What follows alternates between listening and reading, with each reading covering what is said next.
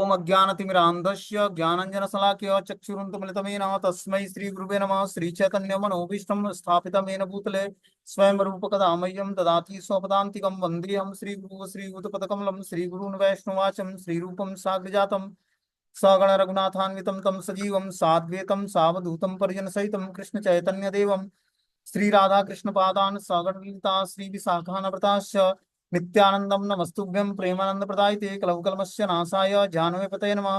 नमो महावदन्याय कृष्ण प्रेम प्रदायते कृष्णाय कृष्ण चैतन्य नामिने गौरव नमः।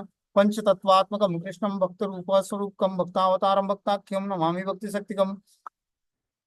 नमस्ते बलिदाम श्रेष्ठ नमस्ते धरणीधर प्रलंबारे नमस्ते तु त्राहिमां कृष्णपुरुषः कृष्णाय वासुदेवाय देवकी नंदनाय च नंदगोप कुमाराय गोविंदाय नमो नमः। वासुदेवसुतं देवं कंसचारूणमर्दनं देवकी परमानंदं कृष्णं वंदे जगद्गुरुं। हे कृष्ण करुणा सिंधु दीनबंधु जगत्पतये गोपेश गोपिका कांत राधा कांत नमस्तुते तप्त कांचन गौरांगे श्री राधे वृंदावनेश्वरी वृषभानुसुते देवी प्रणमामि हरिप्रिये। वाछाकल्पतरुभ्यश्च कृपा सिन्धुभ्यो च पतितानां पावनेभ्यो वैष्णवेभ्यो नमो नमः। जय श्री कृष्ण चैतन्य प्रभु नित्यानंद श्री अद्वैत गदाधर श्रीवासादि श्री गौर भक्तवृंद। हरे कृष्ण कृष्ण कृष्ण हरे हरे हरे राम राम राम हरे हरे। इसमें आज हम लोग को पढ़ना है।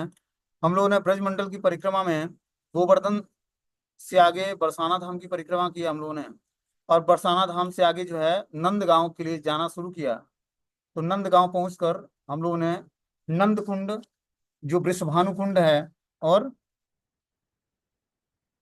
नंद गांव में वृषभानु कुंड, फिर जो है नंद भवन, राधिका विश्राम स्थल, वन गमन स्थान, गौचारण गमन स्थान, और राधिका विदा स्थल, दधि मंथन स्थान, पौर्णमासी जी का आगमन, इन सब लीलाओं को हमने टच किया। अब आगे जो है नंद कुंड ये पड़ता है। बोलते हैं कि नंद भवन से थोड़ी दूरी दक्षिण में नंद कुंड है। महाराजा नंद प्रतिदिन प्रातः काल यहाँ स्नान संध्या मंत्र जाप आदि करते थे।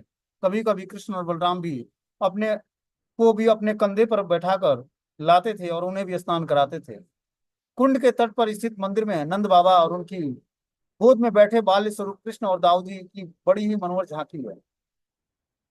तो नंद कुंड में नंद बाबा जो है रेगुलर बेसिस जो आते हैं स्नान करते हैं और आकर संध्या वंदन करते, मतलब गायत्री मंत्र का जाप करते, और कृष्ण बलराम को भी कभी कभी कंधे पर बैठा कर ले आके स्नान कराते उस कुंड में। ठीक है ना। तो नंद कुंड में हम लोग जाकर स्नान कर सकते हैं और आचमन कर सकते हैं। दूसरा है नंद बैठक। बोलते हैं ब्रजेश्वर महाराज नंद यहाँ पर अपने बड़े और छोटे भाई वृद्ध गोपों और पुरोहित सहित आदि के साथ समय समय पर बैठकर कृष्ण के कल्याणार्थ विविध प्रकार के परामर्श आदि करते थे। बैठकर परामर्श करने के कारण से बैठक कहा जाता है।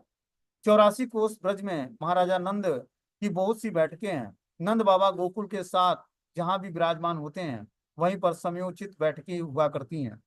इसी प्रकार की बैठकें छोटी और बड़ी बैठक तथा अन्य स्थान में भी हैं। नंद बाबा गौ गोप गोपियां आदि के साथ यहाँ भी निवास करते, उन्हें नंद गोकुल कहा जाता है। बैठकें कैसे होती थी उसका प्रसंग इस प्रकार है। बोलते हैं गिरिराज पर्वत को 7 दिनों तक अपनी कनिष्ठ अंगुली पर धारण करने वाले सप्तवर्षीय कृष्ण ने इंद्र का घमंड चकनाचूर कर दिया, और इससे सभी वृद्ध को बड़े आश्चर्यचकित हुए। उन्होंने एक बैठक की कि ज्येष्ठ भ्राता उपानंद उस बैठक में सभापति बने। नंद बाबा भी उस बैठक में बुलाए गए।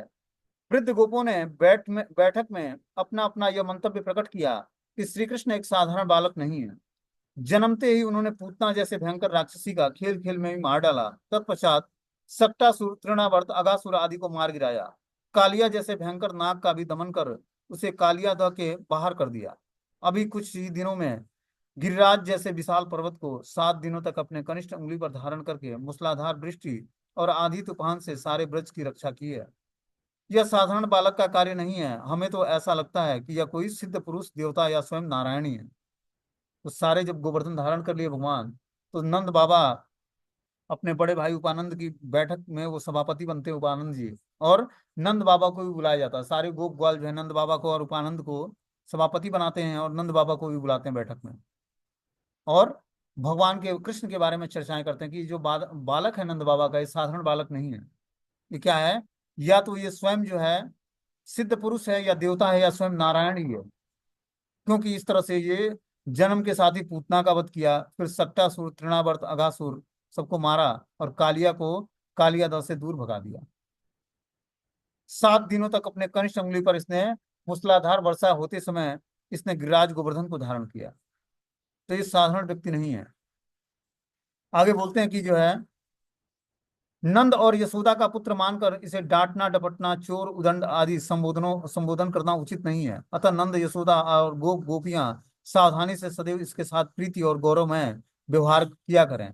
उपस्थित सभी गोपों ने इस वक्तव्य को बहुत ही गंभीरता से ग्रहण किया और सभी ने मिलकर नंद बाबा को इस विषय में सतर्क कर दिया।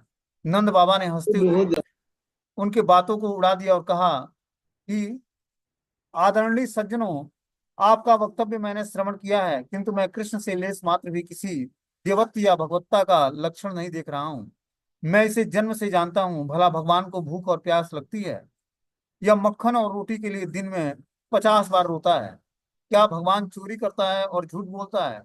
यह गोपियों के घरों में जाकर मक्खन चोरी करता है, झूठ बोलता है और नाना प्रकार का उपद्रव करता है। पड़ोस की गोपियां इसे चुल्लू भर मट्ठे के लिए, लड्डू के लिए तरह तरह से नचाती हैं और इसके साथ खिलवाड़ करती हैं। जैसे भी हो, जब इसने हमारे घर में पुत्र के रूप में जन्म ग्रहण किया है, तब इसके प्रति हमारा यही कर्तव्य है कि भविष्य में यह सदाचार आदि सर्वगुण संपन्न आदर्श व्यक्ति बने। हाँ, एक बात है कि महर्षि गर्गाचार्य ने नामकरण संस्कार के समय भविष्यवाणी की थी कि तुम्हारा पुत्र गुणों में भगवान नारायण के समान होगा, अतः चिंता की कोई बात नहीं है। इसके अतिरिक्त कभी कभी कृष्ण के हित में उसकी सगाई के लिए तथा अन्य विषयों के लिए समय समय पर बैठकें हुआ करती थी। तो जब कृष्ण बड़े हो गए तब उनकी सगाई के लिए सारे गोपवाल जो है बैठक करते थे, क्योंकि पहले छोटे अवस्था में ही विवाह हो जाता था। तो बैठकों का यही चर्चा होता था कृष्ण के बारे में। सब गोपवाल इकट्ठे होते हैं तो कृष्ण के बारे में ही चर्चा करते हैं, कृष्ण की लीलाओं का गुणगान करते हैं। ठीक है ना। हमने देखा है प्रैक्टिकली जो है, आज से लगभग 10 बरस या 15 बरस पहले गांव में या शहरों में भी सारे लोग इकट्ठा होते थे सुबह और शाम, और वहां पर भगवत गीता, भागवतम, रामायण या भागवतम की चर्चा होती थी। अब आज धीरे धीरे वो लिप्त हो रहा है और धीरे धीरे अब सीरियल और सिनेमा की बातें, चर्चाएं होती हैं। लेकिन पहले ऐसा नहीं था। 10 साल पहले जब टीवी नहीं था तो सभी लोग जो है काम धंधे से आने के बाद शाम को जो है बैठकर और घर में प्रैक्टिकली रामायण या रामचरितमानस या भागवतम या भगवत गीता पर चर्चाएं करते थे। अब वो सारी चीजें बंद हो गई, सब अपने अपने में रिजर्व हो गए, सब मोबाइल देखने में बिजी है। ठीक है ना। तो सारे ब्रजवासी इकट्ठा होते और कृष्ण का ही गुणगान करते। लेकिन उसके बाद भगवान क्या करते हैं, अपने योग माया के कारण सबको फिर से ढक देते हैं उनके, कि वो भगवान की भगवत्ता को स्वीकार न करें। फिर वो वात्सल्य प्रेम में उद्वेलित हो जाते हैं। नंद बाबा, सारे गोपवाल, सारे ग्वालिनिया, कि कृष्ण तो भगवान नहीं हो सकता है। और इस तरह से फिर वो कृष्ण को अपना लल्ला या फिर अपना परिवार का सदस्य मानने लगते हैं, भगवान मानते ही नहीं। लेकिन जब उनकी एक्टिविटी याद आती तो लगता कि स्वयं नारायण ही है। आगे जो है यशोदा कुंड पड़ता है। बोलते हैं नंद भवन के उत्तर में यह कुंड अवस्थित है। माँ यशोदा यहाँ प्रतिदिन स्नान करती। कभी कभी कृष्ण और बलराम भी साथ लाती थी और उन दोनों बालकों की बाल क्रीड़ा का दर्शन कर अत्यंत आनंदित होती। कुंड के तट तट पर नृसिंह जी का मंदिर है। माँ यशोदा स्नान करने के पश्चात नृसिंह देव के निकट कृष्ण के कुशल क्षेम के लिए प्रार्थना करती। यशोदा कुंड के पास ही निर्जन स्थल में एक प्राचीन गुफा है, जहां अनेक संत महानुभावों ने साधना करके भगवत प्राप्ति की है। सिद्ध महात्माओं की यह भजन स्थली आज तक निरपेक्ष साधनों को भजन के लिए आकर्षित करती है। यशोदा कुंड के पास ही कारवो हरो कुंड है। तो यहाँ यशोदा कुंड के पास एक भजन स्थली है, जहाँ पर एक गुफा है, जहाँ पर निर्जन भजन किया जा सकता है। सिद्ध महापुरुष यहाँ इस भजन स्थली पर आकर निरपेक्ष साधकों के लिए भजन करने के लिए आकर्षित होते हैं। तो जो निरपेक्ष साधक है, निरपेक्ष मतलब किसी भी चीज से अटैच नहीं होता है, ऐसा निरपेक्ष साधक जो है यशोदा कुंड के पास कारवरी कुंड है, वहां पर एक गुफा है, वहां पर आकर जो निर्जन स्थल पर भजन करता है तो धीरे धीरे उसको जल्दी साधना सिद्ध हो जाएगी उसकी। आगे जो है यशोदा कुंड से आगे जब बढ़ते हैं तो हाउ बिलाऊ एक जगह पड़ता है। बोलते हैं यशोदा कुंड के पश्चिम तट पर सखाओं के साथ कृष्ण की बाल क्रीड़ा का यह स्थान है। यहाँ सखाओं के साथ कृष्ण बलराम दोनों भाई बाल क्रीड़ा करने में इतने तन्मय हो जाते कि उन्हें भोजन करने का भी स्मरण नहीं रहता। मैया यशोदा कृष्ण बलराम को बुलाने के लिए रोहिणी जी को पहले भेजती, किंतु जब वो बुलाने जाती तो उनकी पकड़ में ये नहीं आते, इधर उधर भाग जाते। इसके पश्चात यशोदा जी स्वयं जाती और नाना प्रकार की भंगिमा के द्वारा बड़ी कठिनाई से दोनों को पकड़कर घर लाती और उन्हें स्नान कराकर भोजन कराती। कभी कभी यहीं पर कृष्ण और बलराम हव्वा का भय दिखाकर कृष्ण को गोदी में पकड़ ले ले आती। उस समय कृष्ण मैया से हव्वा दिखाने का हठ करता। मैया बोलती, मैं हव्वा देखूंगा। आज भी हव्वा की प्रशस्त मई मूर्ति कृष्ण की इस मधुर बाल लीला का स्मरण कराती है। जैसे माता बच्चे को डराती है, तो कृष्ण और बलराम को डराने के लिए मैया जो है हव्वा बोलती है कि हव्वा आ जाएगा और तुम लोग घर चलो और कलेवा करो, मतलब भोजन करो। इस तरह से वो डराने का प्रयास करती बच्चों को। तो कृष्ण डरते नहीं, वो बोलते मुझे हव्वा का दर्शन करना है। और इस तरह से मैया से बोलते हैं कि, और हट कर लेते, जिद कर लेते हैं कि मुझे आज हव्वा को देखना है। आज मैं हव्वा को देखकर उसकी उसको मैं देखने का आज चेष्टा करता हूँ। आज मुझे दिखाओ आखिर हव्वा है कौन। इस तरह से माता से हठपूर्वक भगवान बाल लीलाओं बाल लीलाएं करते और माता को हठपूर्वक मनाने का प्रयास करते हैं कि मुझे उसका दर्शन करा दो, जिसका नाम लेकर मुझे आप डराती हो। अब आगे जो है हव्वा बिलाओं से आगे जो है मधुसूदन कुंड पड़ता है। बोलते हैं नंदीश्वर के उत्तर में यशोदा कुंड के पास ही नाना प्रकार के पुष्पों से लदे हुए वृक्ष और लताओं के बीच में यह कुंड सुशोभित है। यहाँ मत होकर भ्रमणगर सदैव पुष्पों का मकरंद पान करते हुए सर्वत्र गुंजन करते हैं। कृष्ण सखाओं के साथ वन में खेलते हुए भ्रमरों के गुंजन का अनुकरण करते हैं। भ्रमरों का दूसरा एक नाम मधुसूदन भी है, तथा कृष्ण का भी एक नाम मधुसूदन है।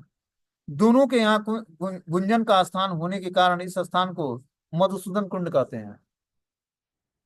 तो मधुसूदन कुंड जो है वहां पर भौरे भी गुंजार करते हैं और भगवान कृष्ण भी गुंजार करते हैं, इसलिए उस कुंड को नाम मधुसूदन कुंड है।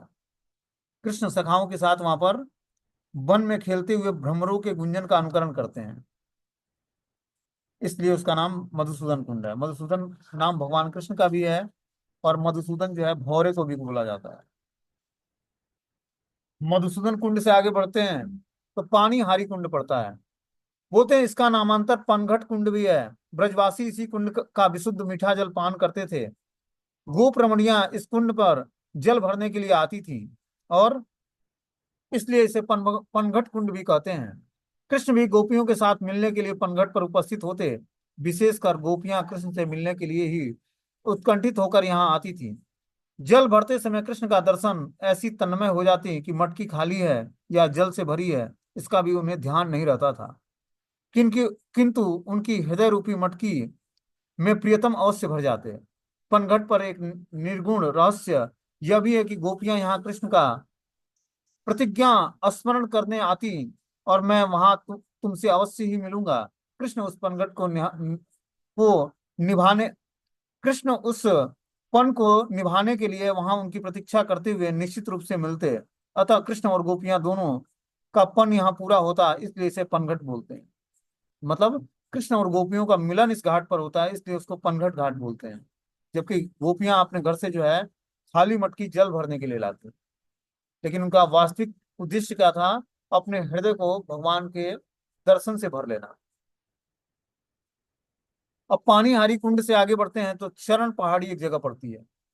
बोलते हैं नंद गांव के पश्चिम में चरण पहाड़ी स्थित है।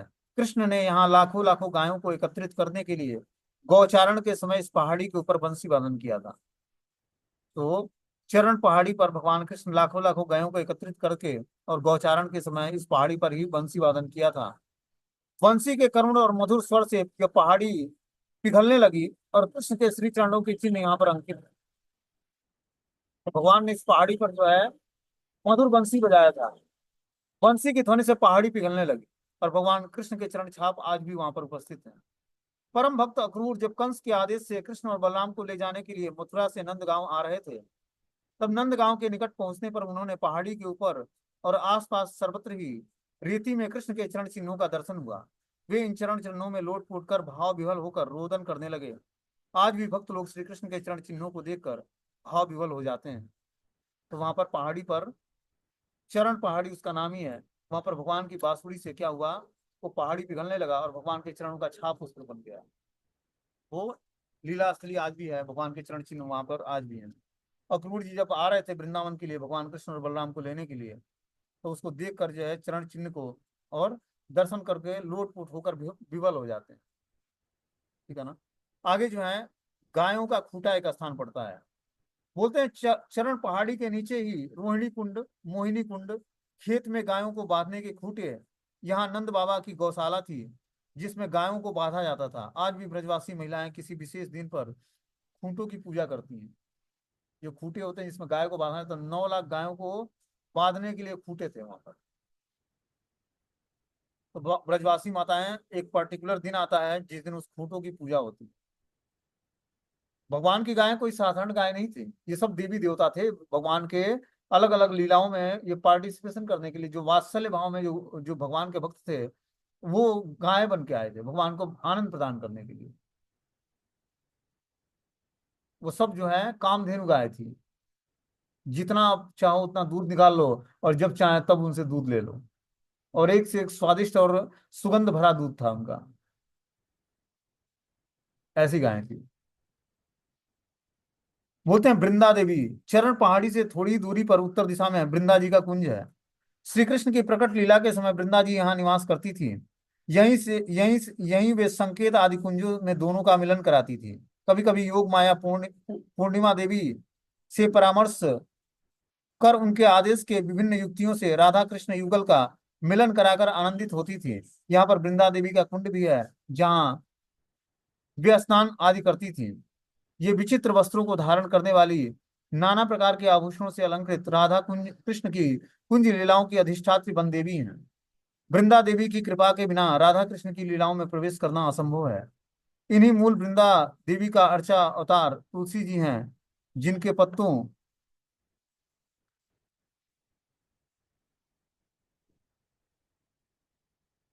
और मंजरियों के बिना कृष्ण कोई भी नैवेद्य ग्रहण नहीं करते हैं। इसी के पास पूर्व में चौड़ोखर है जिसे चरण कुंड भी कहते हैं। इसी के निकट रोहिणी कुंड, मोहिनी कुंड, गायों का खूंटा गाड़ने का स्थान, गायों का खिड़क और दोहिनी कुंड भी है। तो हम लोग जब नंद गांव से आगे बढ़ते हैं, तो नंद गांव से लगभग 1.5 किलोमीटर दूरी पर जो है वृंदा कुंड है, जहाँ वृंदा देवी का मंदिर है। और वहां पर आरती होती है वृंदा देवी की, और बहुत ही सुंदर विग्रह है वहां पर। और क्या है, उनका कुंड भी है।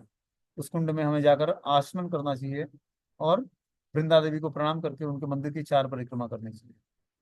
उनसे प्रार्थना करनी चाहिए कि हमें कृष्ण भक्ति प्रदान करो। वो वहां से जो है राधा कृष्ण की लीलाओं का मैनेजमेंट करती है। अब आगे जो है पावन सरोवर एक जगह पड़ता है। यह बहुत ही पावन करने वाला है। यह सरोवर नंदगांव के उत्तर में नंदीश्वर पर्वत से उतरकर काम्य बन जाने के राजमार्ग के बगल में है। इस सरोवर में स्नान करने के पश्चात पर्वत के ऊपर नंद और यशोदा आदि के दर्शन करने का नियम है। कहते हैं कि विशाखा सखी के पिता पावन गोप ने इस सरोवर का निर्माण किया था, इसलिए उनके नाम पर इस सरोवर का नाम पावन सरोवर हुआ। सखाओं के साथ गौचारण में से लौटते समय कृष्ण गायों को इस सरोवर में पानी पिलाया करते थे। उस समय गायों को लक्ष्य कर नीरी नीरी कहकर सरोवर में प्रवेश कराते, चू चू कहकर उन्हें पानी पिलाते और तीरी तीरी कहकर पुनः उसे तट पर बुला लेते। इस प्रकार गायों को जल पिलाकर संतुष्ट कर उनके ठहरने का स्थान खिड़क में पहुंचाकर अपने अपने घरों को लौट जाते। ब्रजवासी पावन सरोवर के निर्मल और सुगंधित जल में स्नान करते हैं। कृष्ण भी सखाओं के साथ इस सरोवर में स्नान और जल क्रीड़ा करते हैं। सुदूर अन्य तट पर सहेलियों के साथ श्री राधिका जी स्नान और जल केली करती हैं। कभी कृष्ण अपने तट से डूबकर मगर की बात सखियों के घाट पर पहुंचकर सखियों के पैरों को पकड़ लेते और क्रीड़ा विलास करते थे। महाराजा वृषभान ने अपनी बेटी श्री राधिका के लिए पावन सरोवर के उत्तरी तट पर एक सुंदर महल का निर्माण कराया था, जिसमें समय समय पर श्री राधिका अपनी सहेलियों के साथ विविध प्रकार की क्रीड़ाएं करती और प्रियतम श्री कृष्ण का सहज ही यहाँ पर दर्शन करती। तो ये पावन सरोवर बहुत ही पवित्र करने वाला है। इसको स्वयं जो है विशाखा सखी के पिताजी ने पावन गोप ने बनवाया था। तो इस सरोवर पर राधा जी का महल है। वहां राधा जी जो है कृष्ण का दर्शन करती और पावन सरोवर में स्नान करती और जल क्रीड़ा करती। वहां भगवान गौचारण करके अपने गायों को जल पिलाते और उनको फिर बुला लेते। इस तरह से हम पावन सरोवर में जाकर स्नान कर सकते हैं और वहां पर आचमन कर सकते उससे आगे बढ़ते हैं तो भजन कुटी है सनातन गोस्वामी जी का। बोलते हैं सरोवर के दक्षिण पूर्व तट पर श्रीमन चैतन्य महाप्रभु के परिकर श्री सनातन गोस्वामी की भजन कुटी है। नंदगांव की मधुर लीलाओं की स्मृति के लिए कभी कभी ये यहाँ पर पावन सरोवर के तट पर भजन करते थे।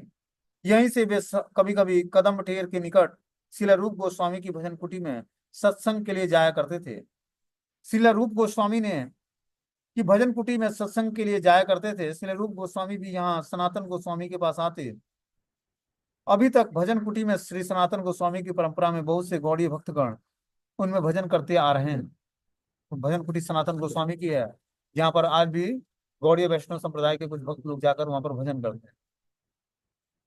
बोलते हैं एक समय सनातन गोस्वामी कृष्ण विरह में अत्यंत कातर होकर वन के भीतर इसी स्थान पर 3 दिन तक बिना खाए पिए कृष्ण दर्शन के लिए तड़प तड़प कर रो रहे थे। उसी समय यहाँ उनकी भजन कुटी नहीं थी। उस समय कृष्ण एक ग्वाल बाल का रूप धारण करके एक मटकी में दूध लेकर सनातन गोस्वामी के पास पहुंचे और बोले, बाबा तुम्हें भूखे प्यासे यहाँ क्यों पड़े हो? यहाँ कोई भी भूखा प्यासा नहीं रहता है। मेरी मैया ने भूखे प्यासे देखकर तुम्हारे लिए ये दूध का मटका भेजा है। तुम इस दूध को अवश्य ही पान कर लो। मैं बाद में आकर इस मटकी को ले जाऊंगा। देखो मेरी मैया, यह भी कहा है कि तुम्हें यहाँ कुटी बनाकर रहना चाहिए। तुम्हें जंगल में इस प्रकार पेड़ पड़े देखकर ब्रजवासियों को दुख होता है। ऐसा कहकर वह बालक चला जाता है। उसके चले जाने के पश्चात सनातन गोस्वामी ने जब दूध पान किया तो वे कृष्ण प्रेम में अधीर हो गए और हा कृष्ण, मुझे दर्शन देकर भी वंचित कर दिया। इस प्रकार विलाप करते हुए कृष्ण ने अलक्षित रूप से उन्हें सांत्वना देकर किसी ब्रजवासी के द्वारा उसी स्थान पर एक भजन कुटी बनवा दी। वे वहीं रहकर भजन कुटी में भजन करने लगे। पास ही पावन बिहारी का दर्शन करते, जहाँ गांव के ब्रजवासी पावन सरोवर में प्रातः काल स्नान करके उनका दर्शन करते थे। सनातन गोस्वामी की भजन कुटी है वहां पर, और पावन बिहारी जी का मंदिर है। तो हम लोग भी आकर उसका दर्शन कर सकते हैं। उसी के पास उत्तरी तट पर श्री वल्लभाचार्य जी की बैठक है, जहाँ उन्होंने 1 मास तक श्रीमद् भागवतम का पारायण किया था। पावन सरोवर के पश्चिम में कदम्ब खंडी है। यहाँ पर कदम्ब वृक्षों की शोभा अपूर्व है। यहाँ भौरे कदम्ब पुष्पों के मकरंद का पान चारों ओर मत होकर झंकार करते हैं। यह कदम्ब खंडी श्री बलदेव जी की विशेष प्यारी है। वे यहाँ पर छोटे भाई कृष्ण और सखाओं के साथ विविध प्रकार की क्रीड़ाएं करते हैं। यह अनूठी कदम खंडी कृष्ण और दाऊ जी की विविध क्रीड़ाओं की स्फूर्ति कराती है। यहाँ पर अनेकानेक साधु आज भी भजन करते हैं।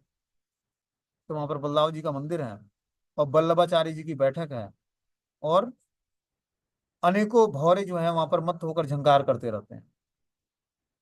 तो इस तरह से ये कुंड है, और इस कुंड का भी हम लोग दर्शन कर सकते हैं। जब उससे आगे बढ़ते हैं सनातन गोस्वामी के भजन कुटी से आगे, तो तड़ाग तीर्थ और हुन्नहार कुंड पड़ता है। बोलते हैं यह पावन सरोवर के निकट उत्तर पूर्व में स्थित श्री प्रजन्य गोप की आराधना स्थली है। प्रजन्य गोप जो है यहीं पर आराधना करते थे। पहले वह अपुत्रक थे। देवर्षि नारद से लक्ष्मी नारायण मंत्र में दीक्षित होकर यहीं पर उन्होंने अन्न जल परित्याग करके कठोर रूप से आराधना की थी। वे त्रिसंध्या इस सरोवर में स्नान करते, देव अर्चन करते हुए अपने गुरु प्रदत्त मंत्र का जप करते, और कुछ दिनों के बाद उन्हें एक आकाशवाणी सुनाई सुनाई दी कि हे प्रजन्य, तुम्हारे सर्वगुण संपन्न 5 पुत्र होंगे। उनसे उनमें मध्यम पुत्र नंद के पुत्र के रूप में स्वयं भगवान हरि जन्म ग्रहण करेंगे। वे असुरों को ध्वस्त कर विविध प्रकार की क्रीड़ाएं करेंगे। प्रजन्य के अन्य जल त्याग कर आराधना करने के कारण इस कुंड का नाम खुन्नाहार कुंड भी है। खुन्नाहार का तात्पर्य है कि अन्न जल त्याग से है। आगे जो है धोनी कुंड पड़ता है। बोलते हैं कि नंद गांव के उत्तर पश्चिम कोण में नंदीश्वर पर्वत के नीचे पावन सरोवर के कुछ दूरी पर यह कुंड स्थित है। दूध दही के बर्तन इसमें धोए जाते थे, इसलिए इसका नाम धोनी कुंड है। अब आगे जब बढ़ते हैं धोनी कुंड से, तो मोती या मुक्तामुख कुंड पड़ता है। बोलते हैं नंदीश्वर तड़ाग के उत्तर में लगभग 1 मील की दूरी पर मुक्ता कुंड अवस्थित है। करील और पीलू के वृक्षों से परिविष्ट बहुत सी रमणीय स्थल है। कृष्ण गौचारण के समय सखाओं के साथ इस कुंड में गायों को जल पिलाकर स्वयं भी जलपान कर विविध प्रकार की क्रीड़ाएं करते थे। इसी समय कृष्ण ने यहाँ पर मुक्ताओं की खेती कर प्रचुर रूप में मुक्ताएं पैदा की थी। इसका प्रसंग इस प्रकार है क्या स्टोरी है कि जब कृष्ण ने प्रौगंड अवस्था को पार कर किशोर अवस्था में प्रवेश किया, उस समय यशोदा मैया कृष्ण की सगाई के लिए चिंता करने लगी कि अब जो है कृष्ण प्रौगंड अवस्था मतलब अब धीरे धीरे युवा अवस्था की तरफ प्रोग्रेस करेगा, मतलब 6 वर्ष से लेकर 11 वर्ष तक की अवस्था को प्रौगंड अवस्था बोलते हैं। तो उस समय यशोदा मैया को लगा कि अब कृष्ण की सगाई कर देनी चाहिए, बहुत ही चिंतित हुई। उन्होंने वृषभानु महाराज की कन्या सर्वगुण संपन्न किशोरी राधिका बड़ी पसंद आई। इस यह बात कृतिका जी को मालूम हुआ। उन्होंने अपने पति वृषभानु जी से कहकर विविध प्रकार के कपड़े लत्ते अलंकार प्रचुर मुक्ताओं को एक डलिया में भरकर नंद बाबा में से के वहां सगाई के लिए भेजा। ब्रजराज नंद और ब्रजरानी यशोदा मैया इसे देखकर बड़े प्रसन्न हुए, किंतु सिर पर हाथ रखकर यह सोचने लगे कि हमें भी बरसाने में इसके बदले सगाई के लिए इससे भी अधिक मुक्ताएं भेजनी पड़ेंगी, किंतु घर में उतनी मुक्ताएं नहीं हैं। इस प्रकार बहुत चिंतित हो रहे थे। इतने में कृष्ण ने कहीं से घर में प्रवेश कर माता पिता को चिंतित देखकर चिंता का कारण पूछा। मैया ने अपनी चिंता चिंता का कारण बताया। कृष्ण ने कहा कि कोई चिंता की बात नहीं है, मैं शीघ्र ही इसकी व्यवस्था करता हूँ। इसके पश्चात कृष्ण ने अवसर पाकर उन मुक्ताओं को चुरा लिया और इसी कुंड पर मिट्टी में खोदकर उसे बो दिया। गायों के दूध से प्रतिदिन उसे सींचने लगे। उधर नंद बाबा और मैया यशोदा मुक्ताओं को न देखकर अब और भी चिंतित हो गए। उन्होंने कृष्ण से मुक्ताओं के संबंध में पूछा तो कृष्ण ने कहा कि हाँ, मैंने उन मुक्ताओं की खेती की है और उससे प्रचुर मुक्ताएं मिलेंगी। ऐसा सुनकर बाबा और मैया ने कहा, अरे लल्ला, कहीं मुक्ताओं की भी खेती होती है? कृष्ण ने मुस्कुराते हुए कहा, हाँ, जब मेरी मुक्ताएं फलेंगी तो तुम लोग देखोगे। बड़े आश्चर्य की बात है, कुछ ही दिनों में मुक्ताएं अंकुरित हुई और उनमें हरे भरे पौधे निकल गए। देखते ही देखते कुछ दिनों में उस पौधों में फल लग गए। अनंतर उन फलों में पुष्प और पक जाने के बाद उसमें अलौकिक प्रभा संपन्न उज्जवल दिव्य लावण्य युक्त मुक्ताएं निकलने लगी। अब तो मुक्ताओं के ढेर लग गए। कृष्ण ने प्रचुर मुक्ताएं मैया को दी। फिर तो मैया ने बड़ी ही सुंदर डलियों में भरकर मुक्ता स्वर्ण अलंकार और वस्त्र बरसाने में राधा रानी के सगाई के उपलक्ष्य में भेज दिया। उधर श्रीमती राधिका और उनकी सखियों को यह पता लगा कि श्री कृष्ण ने मुक्ताओं की खेती की है और उनसे प्रचुर मुक्ताएं पैदा हो रही हैं, तो उन्होंने कृष्ण से कुछ मुक्ताएं मांगी, किंतु कृष्ण ने कोरा उत्तर दिया कि जब मैं मुक्ताओं को सींचने के लिए तुमसे दूध मांगता हूँ तब तो तुम दूध देने से मना कर देती हो। मैं अपनी गऊओं को इन मुक्ताओं के अलंकार से सजाऊंगा, किंतु तुम्हें मुक्ताएं नहीं दूंगा। इस पर गोपियों ने चिढ़कर एक दूसरी जगह अपने अपने घरों में मुक्ताओं की चोरी कर जमीन खोद कर उन मुक्ताओं को बीज रूप में बो दिया। फिर बहुत दिनों तक गऊओं के दूध से उन्हें सींचता रहा। वे अंकुरित तो हुई, किंतु उनमें मुक्ता वृक्ष न होकर बिना फल वाले कांटों से भरे वृक्ष उग गए। गोपियों ने निराश होकर पुनः कृष्ण के पास जाकर सारा वृतांत सुनाया। कृष्ण ने मुस्कुराते हुए कहा कि चलो, मैं स्वयं जाकर तुम्हारे मुक्ता वाले खेत को देखूंगा। कृष्ण ने वहां आकर पुनः सारे मुक्ताओं के पौधों को उखाड़ कर उसमें पुनः अपने पुष्प मुक्ताओं को बो दिया और उसे गायों के दूध से सींचा। कुछ ही दिनों में उनमें भी मुक्ताएं लगने लगी। यह देखकर गोपियां भी अत्यंत प्रसन्न हुई। तो इस तरह से ये मोती या मुक्ता कुंड कहलाता है। मतलब मुक्ता मतलब मोती होता है। उसकी खेती करके कृष्ण जो है मोती उगा देते। उस पौधे को फूल से दूध से सिंचन करते गायों के। अब जो है मुक्ता कुंड से आगे बढ़ते हैं तो फुलवारी कुंड पड़ता है। भुगते हैं मुक्ता कुंड के पास ही फुलवारी कुंड घने कदम्ब के वृक्षों के बीच में है। स्टोरी इस प्रकार है, कभी कभी श्री राधिका सखियों के साथ यहाँ पुष्प चयन कर रही थी। अकस्मात कृष्ण ने आकर कहा कि तुम कौन हो, प्रतिदिन मेरे बगीचे में पुष्प चोरी करती हो? इतना सुनते ही श्री राधिका ने डपटते हुए उत्तर दिया कि मुझे नहीं जानते मैं कौन हूँ। यह सुनते ही कृष्ण अपने अधरों पर मुरली रखकर बजाते हुए अपने मधुर कटाक्षों से श्री राधा रानी की तरफ देखकर चलते बने। कृष्ण को जाते देखकर राधिका जी विरह में कातर होकर मूर्छित हो गई। ललिता जी ने सोचा इसे किसी काले भुजंग ने डस दिया है। बहुत कुछ प्रयत्न करने पर जब वे चैतन्य नहीं हुई तो सभी सखियां बहुत चिंतित हो गईं। इतने में कृष्ण ने ही सपेरे के वेश में आकर अपने मंत्र तंत्र के द्वारा उन्हें झाड़ा और श्रीमती राधा रानी के कान में बोला कि मैं आ गया हूँ, देखो तो सही। यह सुनते ही श्री राधिका तुरंत उठ कर बैठ जाती हैं और कृष्ण को पास ही देखकर मुस्कुराने लगती हैं। फिर तो सखियों के आनंद का समुद्र उमड़ जाता है और यह लीला यहीं हुई थी। इसलिए इस कुंड को जो है फुलवारी कुंड बोलते हैं। अब आगे की लीला जो है इस प्रकार है कि साहसी कुंड, फुलवारी कुंड से थोड़ी दूरी पूर्व दिशा में विलास वट और उसके पूर्व साहसी कुंड है। यहाँ सखियां राधिका जी को ढाढ़स बंधाती हुई कृष्ण से मिलन कराती थी। पास ही वट वृक्ष का एक सुंदर झूला डालकर सखियां श्री राधा और कृष्ण को मल्हार आदि रागों से गायन कराती हुई झुलाती थी। कभी कभी कृष्ण यहाँ राधिका के साथ मिलने के लिए अभिसार कर उनके साथ विलास भी करते थे। इस साहसी कुंड का नामांतर सारसी कुंड भी है। कृष्ण और बलदेव सदैव एक साथ रहते और एक साथ खाते, एक साथ खेलते और एक साथ सोते भी थे।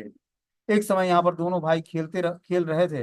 यशोदा मैया दोनों को ढूंढती हुई यहाँ आई और बड़े प्यार से उन दोनों को सारस का जोड़ा कहकर संबोधित किया। तब से इस कुंड का नाम सारस कुंड हो गया। इसके पास ही अगला बगल में श्याम पीपरी कुंड, बट कदम्ब और क्यारी बट कुंड आदि बहुत से कुंड हैं। यहाँ पर बट वृक्षों की क्यारियां हैं। अब आगे जो है टेर कदम्ब है, बहुत ही प्रसिद्ध जगह है जो नंदगांव के पास ही है। इसकी स्टोरी हम लोग कल सुनेंगे। ठीक है ना। तो जो दीक्षित